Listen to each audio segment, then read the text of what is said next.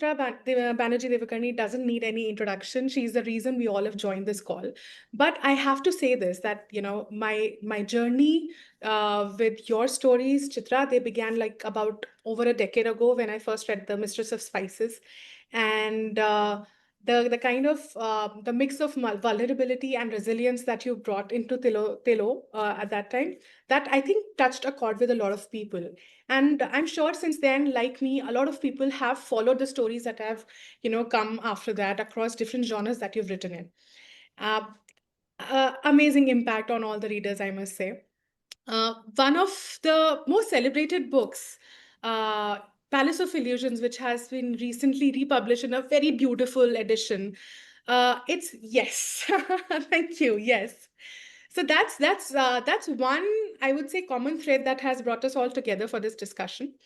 Um, Not just because it was a different lens, different lens to look at the epic Mahabharata from Draupadi's point of view, but also because the myriad of emotions that you captured from Draupadi, Panchali's side in that entire journey, that made her so relatable to us lesser mortals, because you could see all the shades in her, right?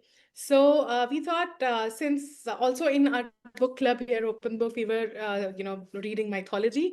So we thought what would be better that on World Book Day, we get to talk to you and peel the layers of this book and get to understand your journey better and your point of view better, right? So welcome again, Chitra. Thank you so much for joining us. My pleasure, absolutely. Wonderful. So, Chitra, when you agreed to, be in this interview, my first reaction was I had so many questions to ask you, but when I started writing, I was just blank because I didn't know where to start. So I would just take you back, and I would want you to really tell us that, uh, such a amazing journey with, such a, I would say, successful journey as an author so far. But when was that point when you really, understood that storytelling is your calling? This is what you want to do. We really want to go to the beginning now. Unlike a lot of other writers who know this from a very young age, I did not realize it until in my 20s when I moved to the United States. I came here for graduate studies, but that whole experience was a big eye opener for me because when I had been living in India, in Kolkata, where I was born, and I moved around India and lived in several other major cities. But I was always very immersed in Indian culture and I didn't think anything about it. It was just like breathing, it was so normal. It was only after I moved away from it that I began to see it for the first time and to miss it and to feel it. And I wanted not to forget it, so I started writing my first stories, which were published in uh, the collection Arranged Marriage. And those are largely stories of immigration, how it feels to leave your country, how it feels to be in a new place. It's at once exhilarating and frightening, and you're missing people that you have loved all your life, but now maybe you're never going to see again. And especially in those days in the 70s, which was before internet, making phone calls was prohibitively expensive. You felt really cut off from India. So that's when I really wanted to become a writer, but I didn't have much confidence because I hadn't ever done it before. My field was literature, but I'd only studied it as a student who was planning to teach it later on. But as I wrote my first stories and they began to get uh, accepted in magazines and began to win awards, I began to get a little more confident. But I have to say, before the good stories came a lot of bad stories, which I had to throw away. And I say this in case we have writers in the audience, that it sometimes, for me at least, it took a while. It took a lot of practice. And even now, I write many drafts before it becomes the book that all of you see and read. So what helped me a lot was that Arranged Marriage was very well received. It won a number of big awards. It became a bestseller. And that gave me a lot of confidence. And then I went on to write Mistress of Spices, which became a movie, which also became a big bestseller. So those external, what shall I say, acceptances really gave me a lot of confidence. But I knew even from that time that I really wanted to focus on women. That was right from the beginning. I knew that that was my special project.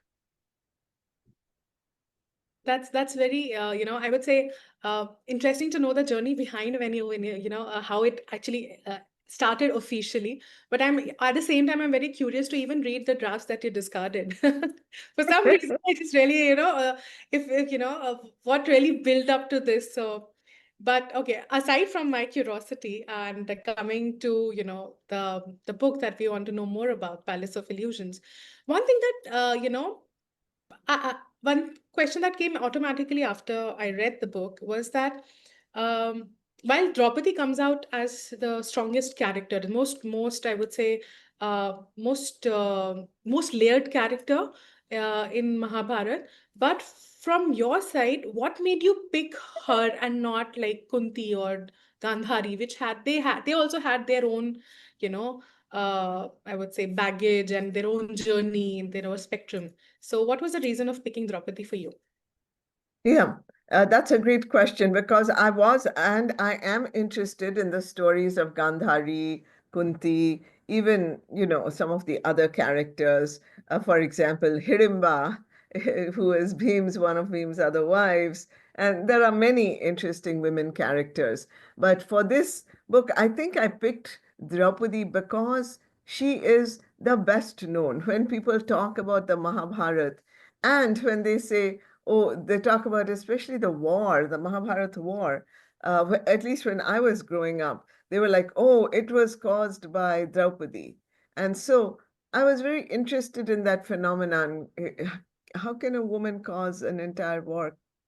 Did she really cause the war? And as I thought about the story, it seemed to me that no, she didn't cause the war. The Pandavas and the Kauravas especially caused the war.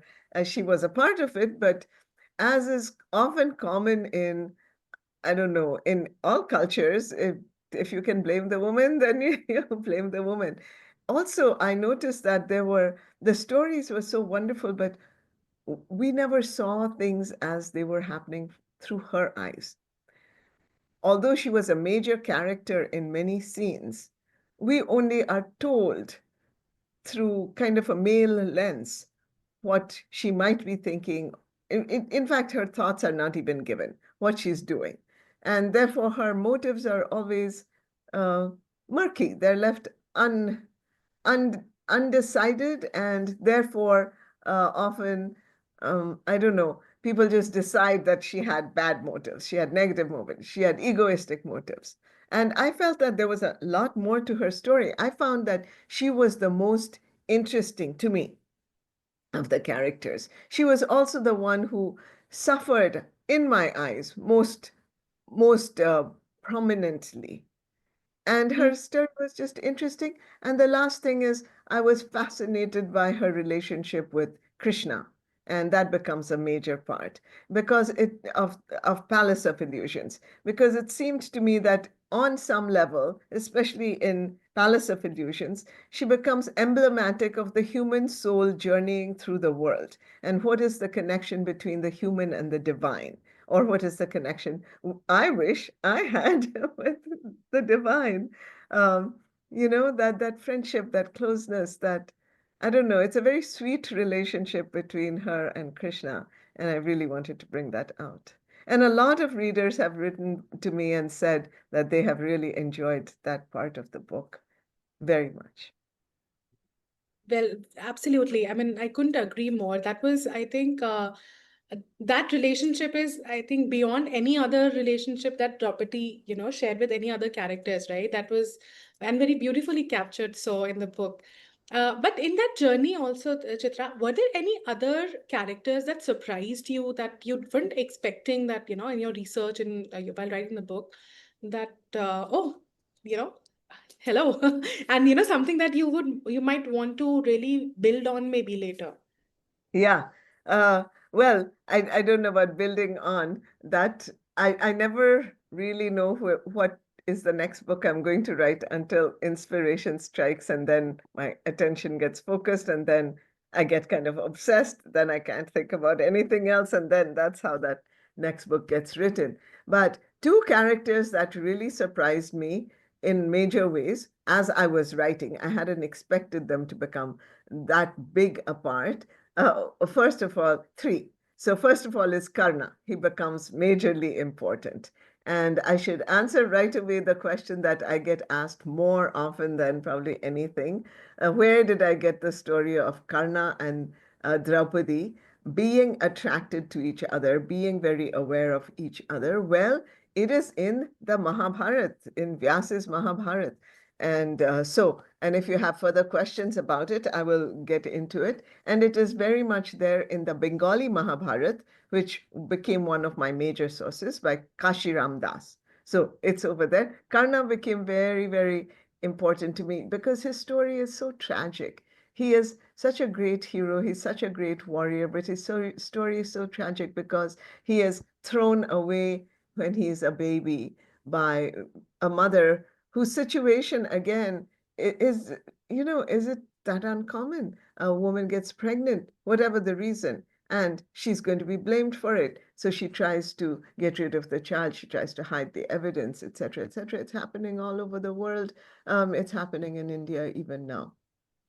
So, and he is portrayed by everyone as a person of such great principles, right? And Draupadi also has great principles. So they are attracted to each other. They feel this affinity because they were both kind of unwanted children. Draupadi was never asked to be born. Her father only wanted a son who would avenge him. And Draupadi just happened to come along. They were like, oh, we have a girl here also. And that was, so I think there was, right from the beginning, a, a sense of commonality. She felt she understood him. Anyway, so that was a very interesting character and relationship. And the other two were Bhim and Kunti. Bhim, because as I researched him, although he is big and strong and such a big warrior, he's really, a soft-hearted person. He's the one Draupadi can go to when she wants things, right? He's most willing to indulge her, gift her, protect her, when she is being sexually harassed in, when they are in that 1 year in hiding and she's being sexually harassed and propositioned. Uh, he is the only one she can go to and say, hey, save me. This is becoming intolerable, right? He will do it for her. And I thought that was just such a he's really a gentle giant, and I wanted to bring that out because that too is not brought out in the regular retellings of the Mahabharata, where he's this warrior and he's destroying armies, but he has this soft side, and he has this great love for Draupadi. And the other one was Kunti, because she is, as you pointed out, a very interesting character. She's been through a lot. She's so determined to make sure her children survive and that they're given their inheritance. I mean, how difficult would that be? She shows up one day in the court of Hastinapur with these 5 children. 2 of them are not her biological children. I think that's amazing. She never makes a difference between her biological children and her, co-wives children, which you would think she might not like. But she is like, these are my children also. And she's so protective. She's so strong that Dhritarashtra has to accept her and her children into the court and give them the education that they need. So I was very interested is when this strong woman meets this other strong woman, Draupadi, what's going to be their dynamic? So that becomes a big part of the story. And that relationship progresses. It's one way in the beginning, but by the end, when Draupadi Panchali is a little older and wiser, it changes. She begins to see things in her mother-in-law.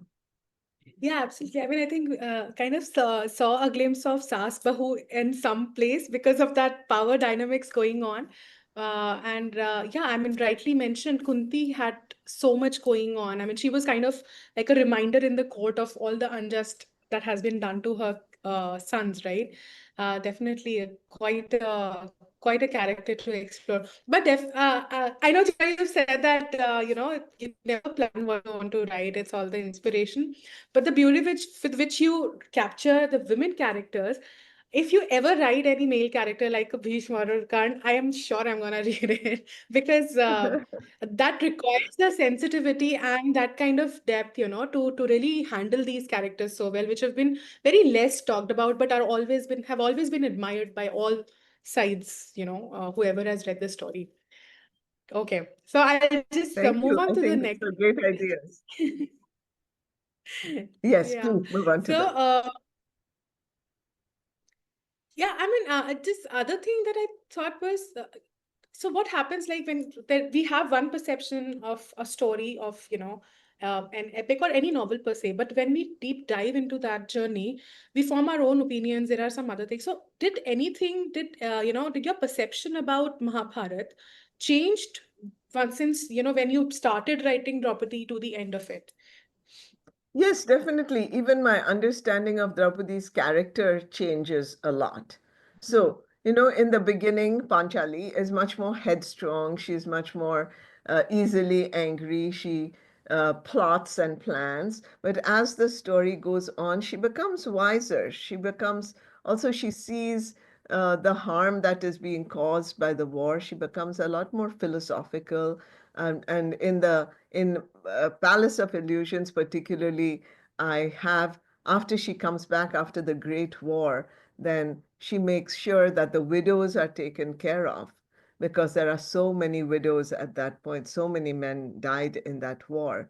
So, she matures and grows as a person. She will become much more sympathetic to Kunti, and she will undergo terrible tragedies. She'll lose all her children.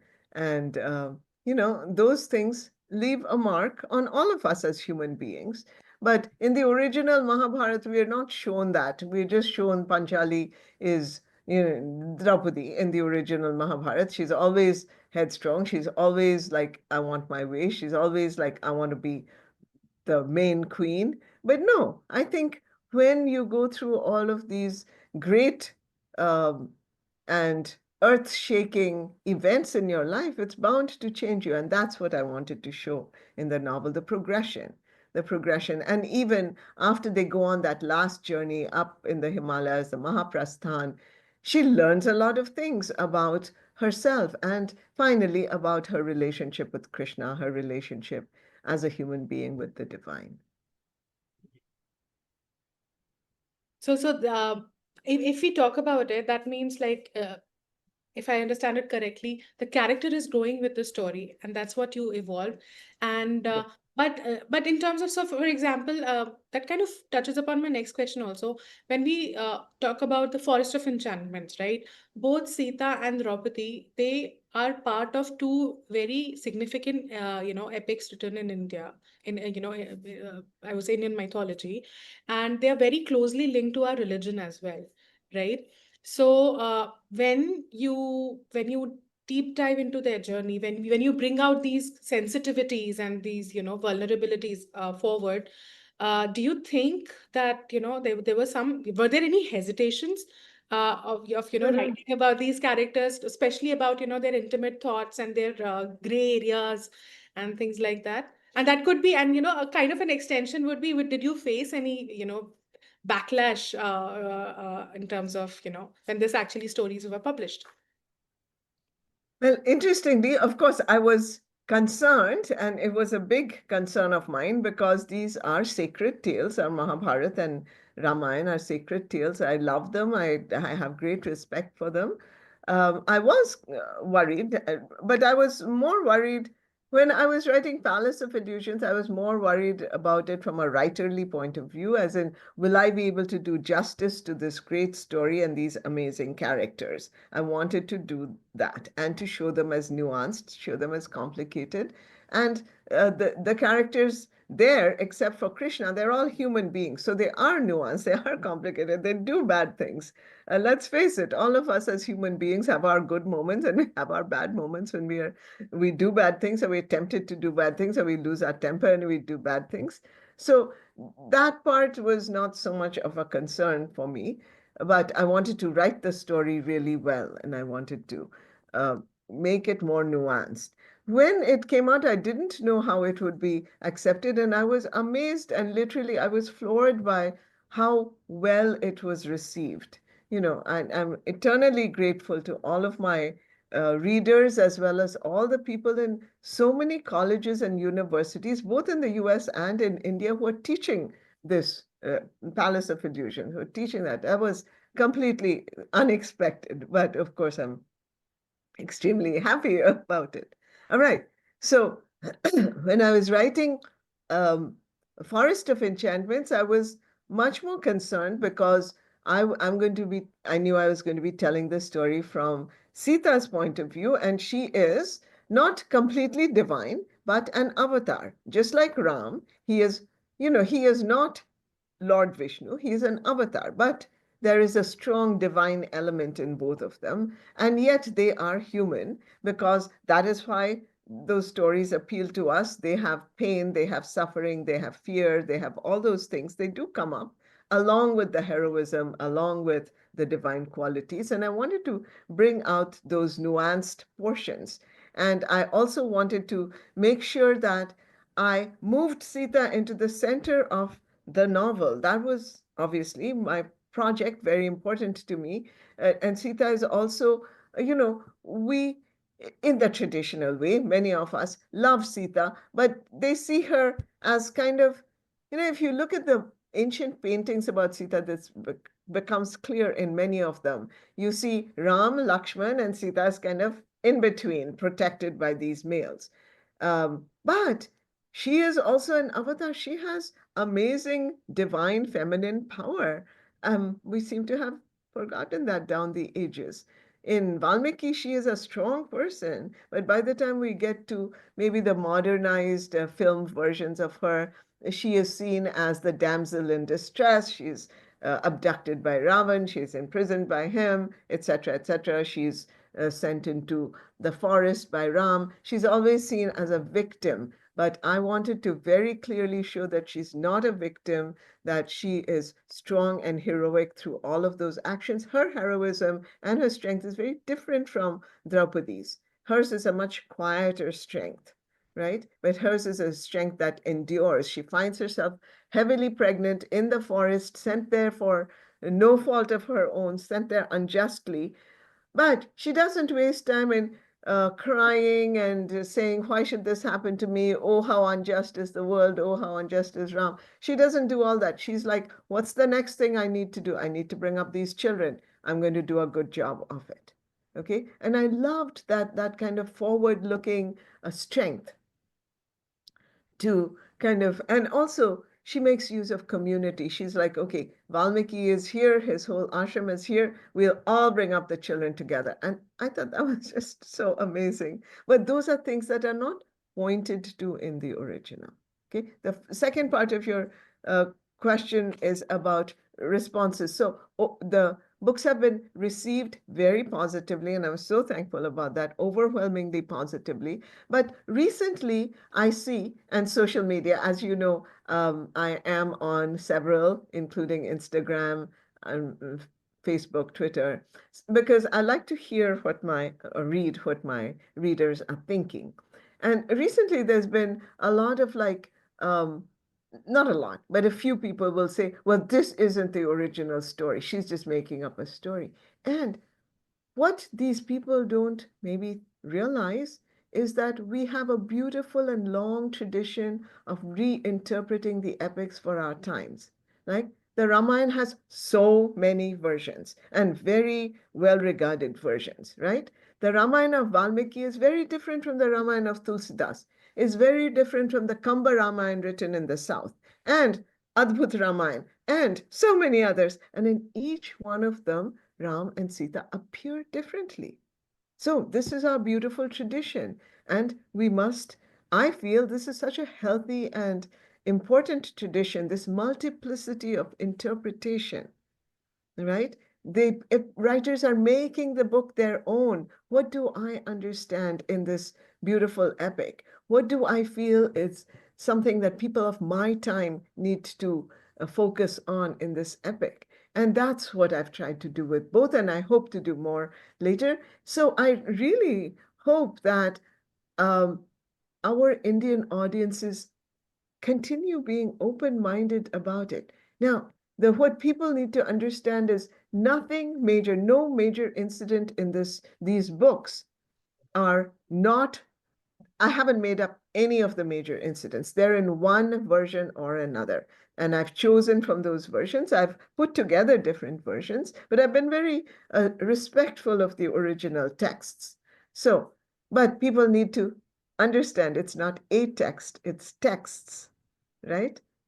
And that multiplicity of interpretation, that openness is, I think, a very important part of our Indian heritage. And I feel we should not lose it. A lot of richness will go out of our culture if we insist that there's only one truth, you know? Agree, definitely. If they were not, if we didn't have writers like you who are actually, giving that kind of insight from, be it from their interpretation on characters like Sita or Draupadi, who appear to be like, very flat when you read the most prominent works that we have very easily lying around. But there is so much to it. Like if Draupadi is somebody uh who demands things, who wants to own things but has her own journey. Sita is somebody, like you really said, that instead of just looking at her like Ma Sita, or somebody who is known for the devotion towards husband, the qualities that you've brought out about uh, taking action, ownership of action, and doing the duty, no matter which role, not just the wife. There is so much for us to also explore and learn as readers, that requires definitely an open mind to explore. Yeah, um, I'll just tell you one more thing about Sita. It's right there in the Ramayana, but it's not spotlighted. I spotlighted it in Forest of Enchantments. How strong of a character she is. You know, Ravan, who is this uh, immense personality that everybody is afraid of, he can't touch her. She is not afraid of him. He imprisons her, but he really does not do any harm to her. He does not, he does not violate her in any way. You can tell that deep down he has a lot of respect for her because she is so strong and she is like set in her strength. She's like, I'm not going to give in to you. You can't do anything to me. I know I will be saved. I have my. So he puts her, in the Ashoka one, and he has her guarded, but he never harms her. He has a lot of respect for her, and that's because of her inner strength. How many people in that situation could hold on to their strength and say, I'm not going to give in to any of your demands. What can you do to me? You can't do anything to me, right? So Absolutely. we don't remember those things. We only see her as the victim. And that's a very harmful story when if our heroines are going to be victims. Yes. No, our heroines should be heroic and strong and courageous, and they should speak up, as Sita did. I mean, it's in the original Valmiki, all right? We forget this. Sita says, what are you, Lord Ram is like the sun. You are like a dog. And Ravan puts up with it. When I read it, I was like amazed. I was like, how come everybody isn't pointing to this strength of her character? So that's what I want our readers, male and female, to think. This is female strength. This is what what we should admire and try to emulate in our own way. Hmm. Does Sita have problems? Yes. Does Draupadi have problems? Yes. Are they perfect? No. Human beings are not perfect. We recognize this about men, and we're fine with male heroes not being perfect, but somehow we expect women heroines to be perfect. I mean, how is that even realistic? Absolutely. So, on that note, Chitra, I mean, we are kind of entering into, some of the more questions, some of more variety of questions that some our book club members, posted for you. And we selected a few of them. I would request one of them, I'll just call them out, one of them, so that, they can ask your question. One second. So I invite Sumit, if you could come on camera and ask your question to Chitra.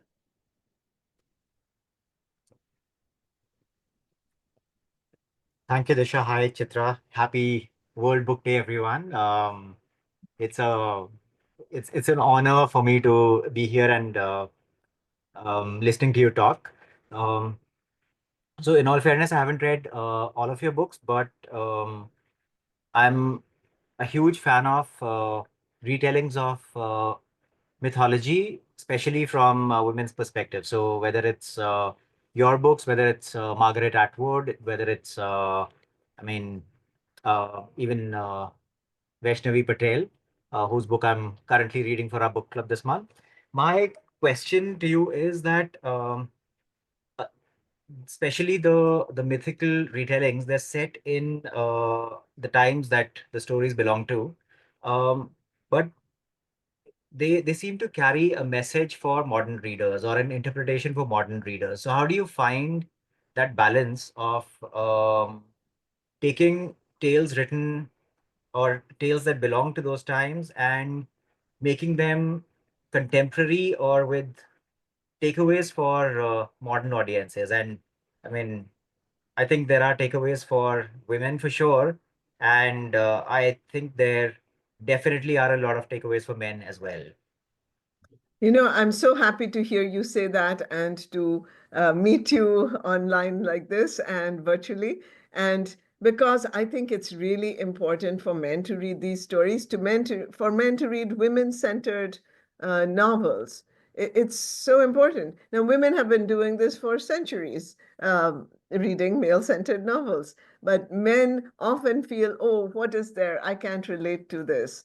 But hey, the woman's story is just as relevant for men, as you said, as for women. There are many takeaways. And, every man has at least one relationship with a woman, which is very, very important. You're born with that. But men are relating to women all the time. And therefore, it's important how they see women. And that's kind of what my hope is, that I'm changing how men will see women. Okay. Uh, how did I create those? Repeat to me that part of the question, the earlier part. So how do you find that balance between the times the tale belongs to and making it Right, more temporary right. for modern Right. readers?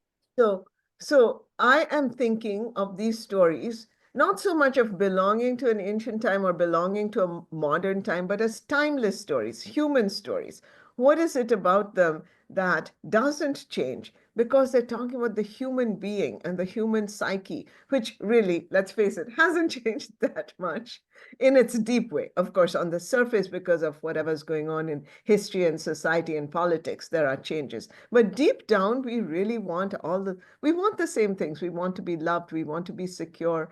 Sometimes we want adventure and excitement. We want, romance.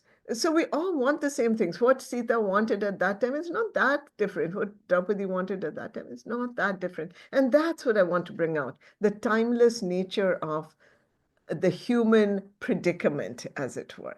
And that's what I focused on, uh, which is because otherwise, I mean, my hope, and this is true of great books. So at least my hope for my books is even some time later, people will continue to find them useful and continue to find them contemporary. And the only way to do that is focus on the timeless, because our times will change. But that which is timeless about human nature and epic, the epic world, that timeless thing will never change. So that's what I focus on.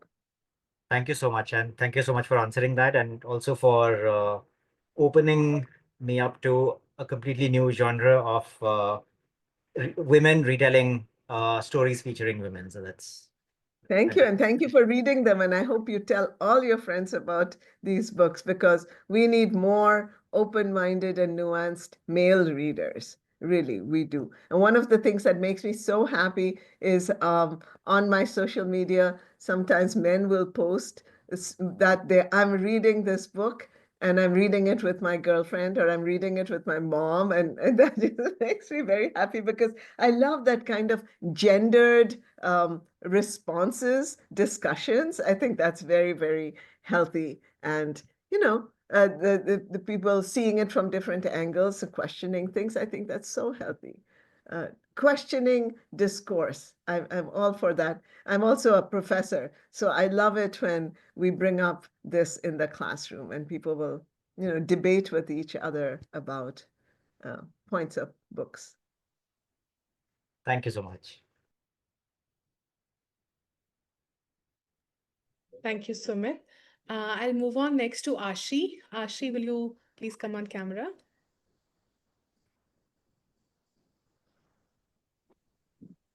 Hi. Hi. Can you guys hear me? Yes, yes, you're on. Yeah, okay, great.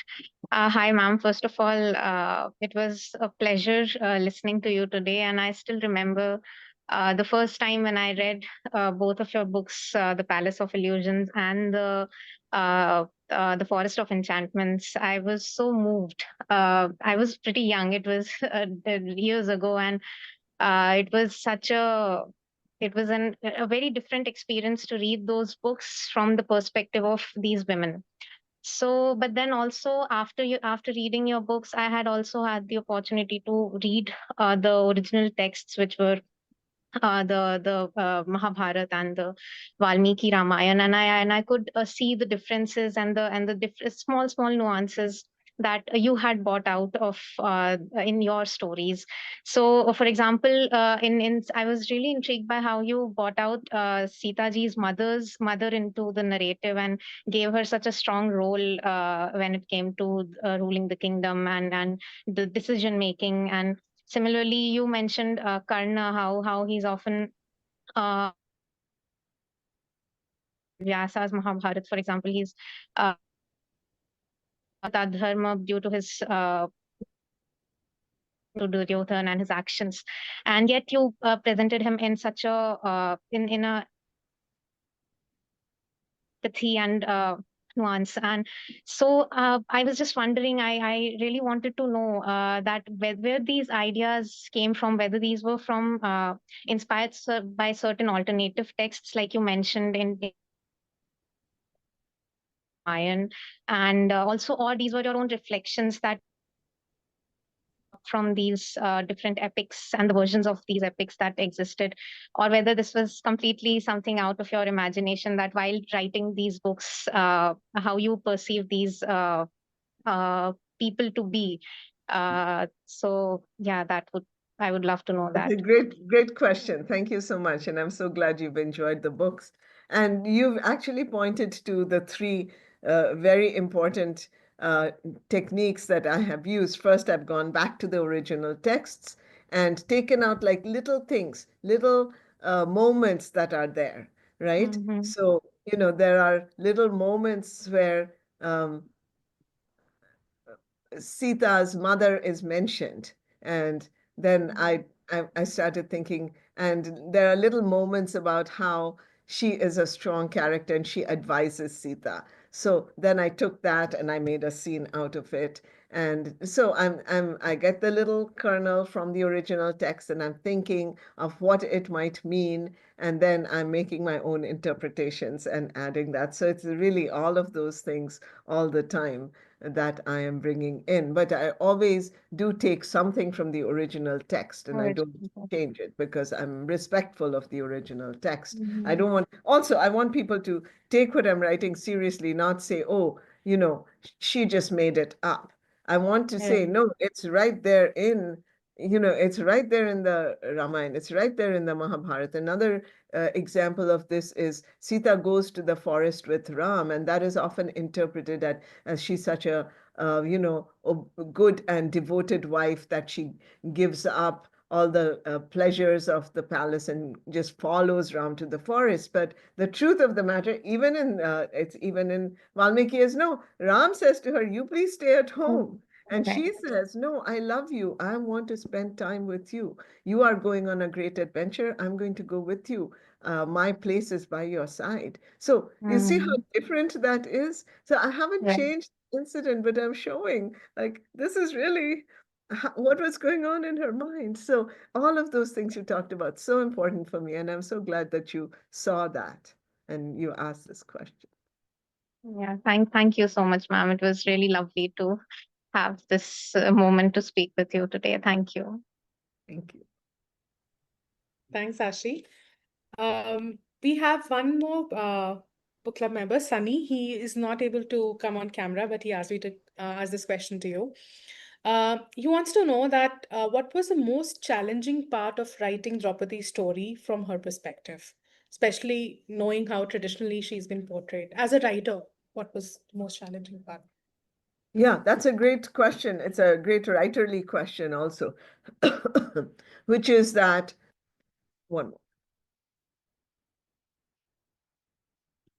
which is that I was trying to break a stereotype, right? And yet I did not want to put in my text things that were not in the original, because then, as I said, people will say, oh, this is just her made up story. Actually, we don't have to take it seriously because Panchali is not at all like this. So I had to use the original text and show how the original text has been misinterpreted from from those times, that the hints are there in the original text, but because the thought process of women are not presented in the original texts, we never get a sense of what their true motives are. So that's where I wanted to bring in, my own interpretation. And that was the challenge, to bring in my own interpretation without changing the original, right? So, did I answer that question? You froze. Hi, could you hear me? Yes, we can hear you now. Yeah. Okay. So, did I answer that question? Say that question one more time in case there's a part of it that I didn't answer. No, I think you did, apart from the last bit that got frozen out. So, yeah, basically you were talking about, we asked you that what was the most challenging part? It was understood as that filling in the gaps, right? Of, Filling in the gaps and going inside the character's head. yeah. That was the most.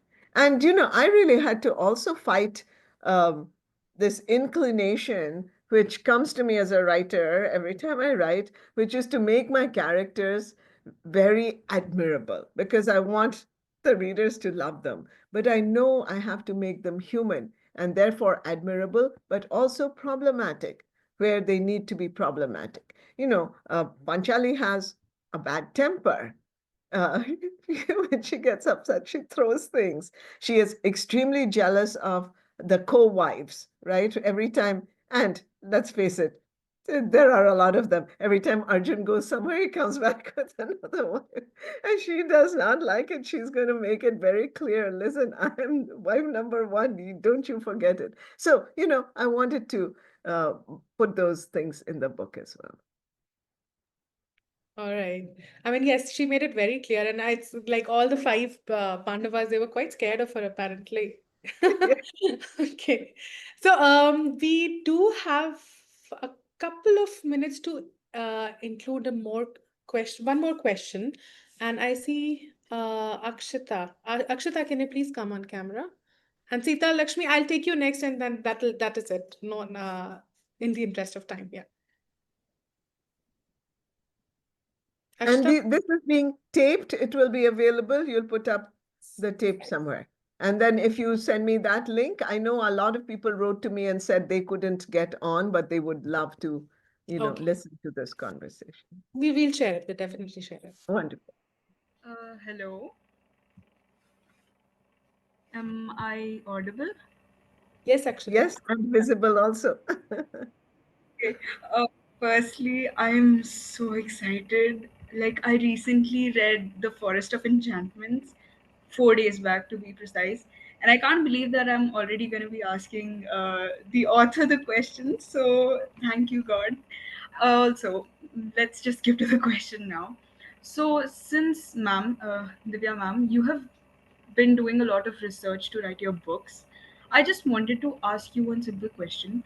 When you read these books, and then when you think of all the things that people think after reading the books, what is the most common thing that you notice? Is it that people misinterpret the characters, or do they misread the relationship these characters have with other characters in these books?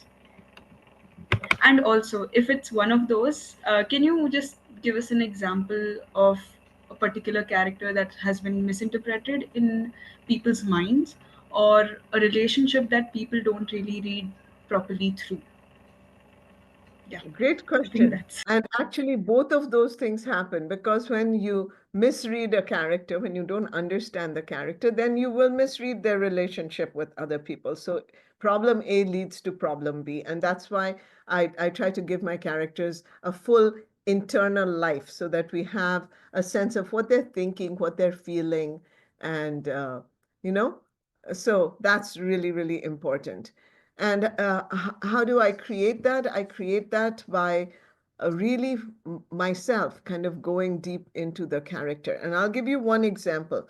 When I was growing up, and maybe this is still true in India, the elders on holy days, you go do pranam and they will bless you. And they would often say, may you be like Sita. And the subtext between of that blessing was, may you be calm and quiet and just put up with things that happen to you and don't make any waves. And Sita, look how much she put up with. And I never liked that blessing. And as I read the Ramayana, I was like, that blessing, yes, we should be telling girls to be like Sita, but not because she was that way, because she is so strong. So, there's a common misinterpretation. She is very strong, as I mentioned earlier. Even Ravan is very respectful of her. He abducts her, but he never harms her, and he never tries to have sexual relationships with her, etc., etc. She is very, you know, yeah. So the strength of her character to say, I'm not going to stay back in the palace, which is nice and safe, but I will go on adventuring with you into the forest. We don't know, that's not in the common interpretation of Mother Sita. So I want to change that so that when people say, may you be like Sita, these are the thoughts that come up in the minds of the young women who are being blessed, and hopefully in the minds of the elders also. They're saying, be strong, don't put up with what is wrong, don't allow yourself to be victim shamed. It is, as Sita says very clearly in the Forest of Enchantments, is it my fault that Ravan uh, abducted me? No. Why are you blaming me for that? Why are you saying that because of that I am impure and can't be taken back? All right. So she questions certain things. And I want the readers, especially, I mean, I love all my readers, but especially my women readers, I want them to question this status quo. What is the status quo that says, you know, just put up with things that happen to you? That's not the message of Sita. That's not the message of Draupadi. We stand up against what's wrong. We speak out against what's wrong in intelligent ways, right? We don't do it in self-destructive ways. We do it in intelligent ways. So. Thanks, Akshita. One last question, Sita Lakshmi. I will bring you to spotlight.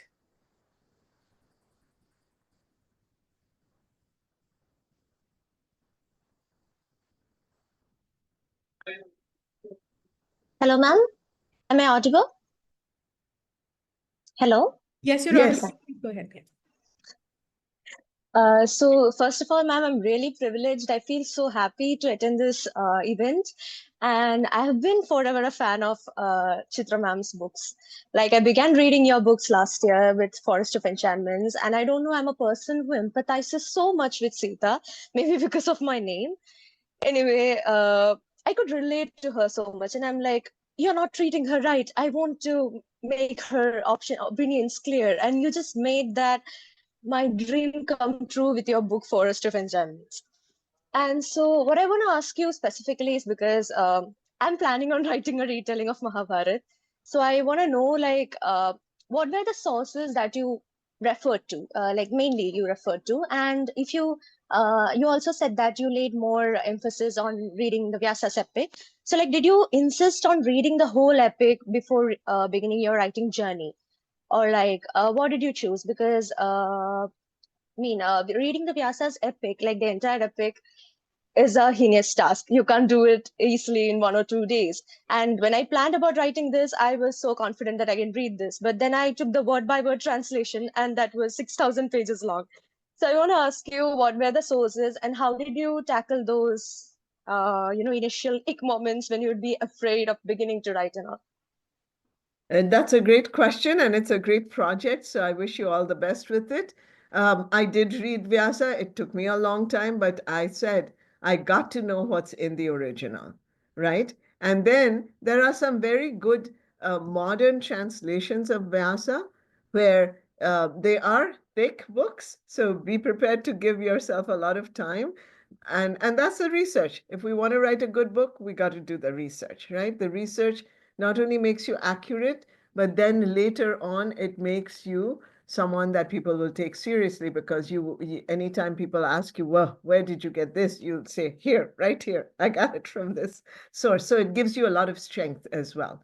And it also immerses you in that world. So that's really important. So I think Kamala Subramaniam has a very good Mahabharata. It's also very thick, but that became one of my other major sources. And she is largely basing it on Vyasa.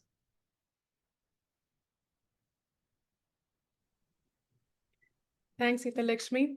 We're not taking more questions, but we do have two last questions, I would say to you, more beyond Palace of Illusions.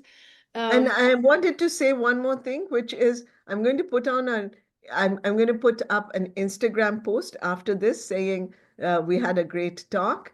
And if people didn't get a chance to ask questions, they can put it in the comments of that post. Okay. Thank you. That's very generous of you, Chitra. And yes, and when we publish, we'll definitely make sure that we have the room to share the questions with you on the comments. Right. So, Chitra, the one question is beyond Palace of Illusions. I mean, you've written in contemporary fiction, historical fiction, mythological fiction, right? Which genre has been the closest to your heart, and which has been the most exciting to write? I have to say, I love writing mythological reinterpretations because that world is just so amazing, fascinating, heroic, magical. I'm drawn to it. However, I really like, more than I thought I would, I really like historical fiction. And my two novels, The Last Queen, which is set in the 1800s, and it's about Maharani Jinda Kaur, who fought the British so valiantly until her last breath. She kept fighting the British, and she has been forgotten. She's just, people outside of a very small group just don't even know about Jinda Kaur, although she was Maharaja Ranjit Singh's wife, and everybody knows about Maharaja Ranjit Singh. They know about her son, Dalip Singh, who was taken away by the British and brought up in Queen Victoria's court, and the British take away his kingdom as well. But as often with women, she's been forgotten by history. So when I came across a story, I really wanted to write The Last Queen, which has become a very popular novel and won some big awards. So I was very thankful for that. And that led me to write Independence, which is my newest novel. And that is about our independence struggle, and it's set in Bengal, where also the partition took place between East Bengal and West Bengal. A lot of people don't know that story, and I wanted to show one more time what was the effect of the whole independence movement on women. And so the story is told through the lens of three sisters who undergo this experience, but in very different ways because they are very different personalities with different dreams. So I have to say, my historical novels right now, I'm very fond of them. And, because these are things that happened and we are already either forgotten them or we're forgetting them.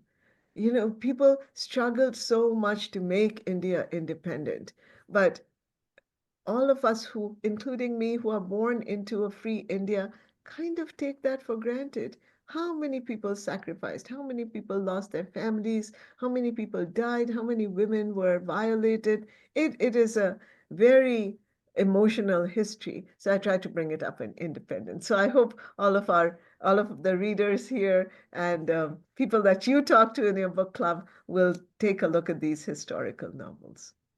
Absolutely, Chitra. And I think the Last Queen is a book which deserves a session in itself, definitely. Which takes us through the entire journey of Jindan being like a mere teenager, I think, when the book Yeah. starts, Yeah. to, the very end of her life, where she's seen so much. Like, she didn't even come from a royal background. She was so new to the entire setup and how she commanded the entire thing. So, I mean, Yeah, I isn't you that? know, Yeah, I'm fascinated by her story. She was the daughter of Maharaja Ranjit Singh's dog trainer. yes. And for Maharaja Ranjit Singh to fall in love with her and marry her. Now, in those days, kings had many concubines, right? They fall in love with a beautiful woman, she becomes their concubine. But he respected her intelligence and her strength of character so much that he makes her into his wife. And he says, I will never marry another woman after you. And he doesn't. That's why she's also the last queen. She's also the last queen of Punjab. She's, that meaning, the title has many meanings. Absolutely. I mean, I'm secretly hoping that it also gets converted into a movie somehow in my mind. Well, it's optioned, so I want to tell all of us who are in the audience, send some good energy to it, and may it come on the big screen or on, Netflix or whatever. I have, It I, will I come. have, yeah, I've even done the casting in my mind, but that's for a later There you go. discussion. There you go. You should send out the word. You should Yeah. send, yes, I see that good energies are coming. Thank you. Great. So, Chitra, one last thing. I mean, in one of your Instagram posts, I mean, I saw a hint of what you're working on next. Uh, but I won't ask about that, but I am really curious to know, when are we going to read the next Chitra Banerjee book? Okay, it's going to take a little time because I'm right in the middle of the project and I want to do a really good job with it. So, what can I say about it? I can't give away too much. First of all, yeah, that dilutes the energy, but it also has strong female characters and interesting male characters. It is set in a magical world. So, and yes, and there are Yeah. connections with ancient Indian texts, but I won't say anymore. Yeah. Thank you so much. That's, I think, enough for us to, like, start really waiting for it and thinking about it. Um, all right, so we are at the top of the hour, and I just want to say a very big thanks to you again, Chitra. I mean, this is actually absolutely a dream come true for a lot of us who've joined this call, who have been reading your books and who've had so many questions, and possibly, a lot of times you don't imagine that you get to come face to face with the author that you like so much to ask questions yourself. So thank And you it so much was for taking out your. Yes, and it was a real pleasure for me to see readers on screen and talk to them because really my readers are so important to me. In fact, once I get off this, I'm going to put a post up thanking all my readers on World Book Day because what is a writer without readers? I appreciate every one of you so much. And I appreciate the booksellers for making my books available. And of course, Pan Macmillan, my wonderful publisher who has been with me ever since Palace of Illusions. And look at this. I just want to show everyone again this beautiful 15th anniversary copy with kind of this gold edging. I'm in love with this It's copy. it's It's a very great diff- it's gifting copy, actually. right? It's a great one for gifting, I think. So, guys out there, to your favorite woman, this is a copy to gift. Absolutely, it's a keeper. I have a copy of Palace of Illusions, but when this one came out, I was tempted to keep one for myself for sure. Yes, and women out there, buy it for yourself, buy it for your sisters, your best friends. It's really, I don't often say this, but they've done such a beautiful job that it's a keepsake copy. There's a little door here which you can open. It's just too cute for words. Great. So everybody who's joined the call, you know where you can find this copy with me. Anyways, so thanks a lot. Thank you everybody for joining this call, and hope you have a wonderful rest of the evening. It's late, I know. Thanks for taking up the time. And Chitra, thank you again, and have very, very happy World Book Day. And Thank hope we see and read your book soon. And hope we get another chance to interview you in detail about That it. would be lovely. That would be lovely. You take care, and thank you for having my books there for people to read. Thank you. Bye. Bye, everyone. Bye-bye and happy World Book Day.